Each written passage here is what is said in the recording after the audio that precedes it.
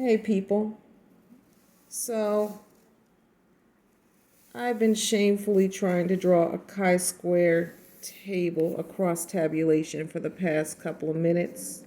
Let's pretend that the lines are straight and everything is groovy.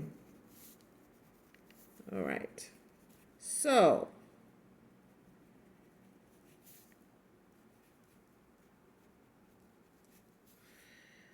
all right, yes, an abnormal. Let's suppose that we have this table and we're looking at the relationship between a lab test that has two categories, normal and abnormal, and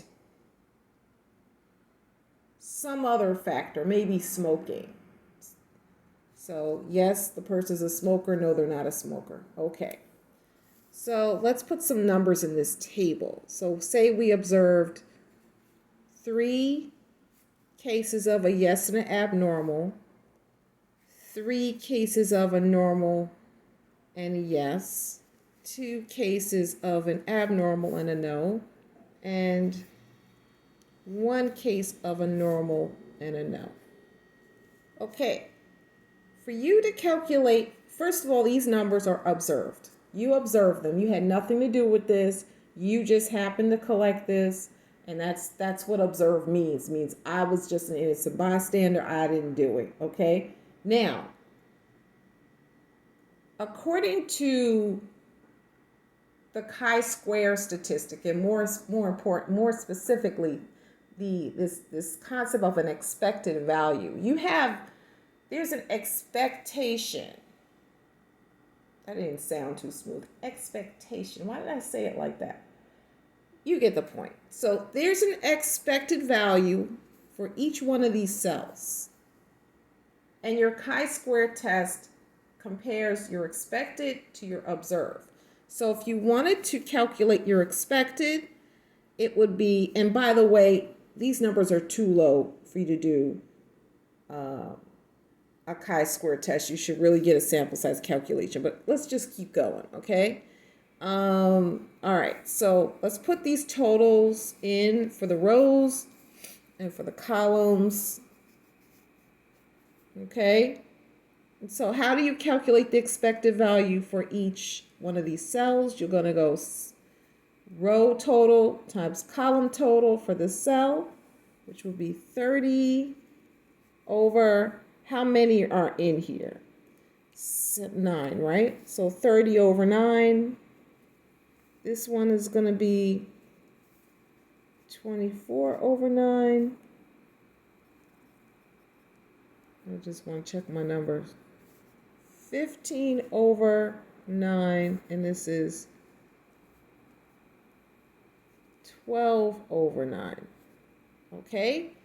So if we were to simplify this, we would see, off the top of my head, I would say this is around 3. This is around 2. This is around 1, a little over 1. And this is a little over 1. Okay. Wait a minute. This one is 3, is 4/3. Yeah, it's a little over 1.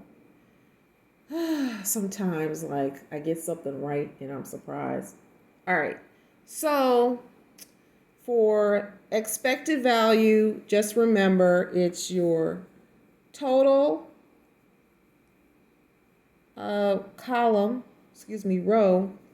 times your column, corresponding column. So wherever the cell is in terms of coordinates, so it has row and column coordinates, you're going to multiply the corresponding totals and divide by the grand total to get the expected value. And so your chi-square test is just looking at the distance between your expected value. Let's put a little cute E in here so we know what we're doing. This is observed. Observed. And saying, overall, in general, the larger your chi-square test statistic, the more likely it is it's significant. Okay? But you don't have to do this by hand. you have software.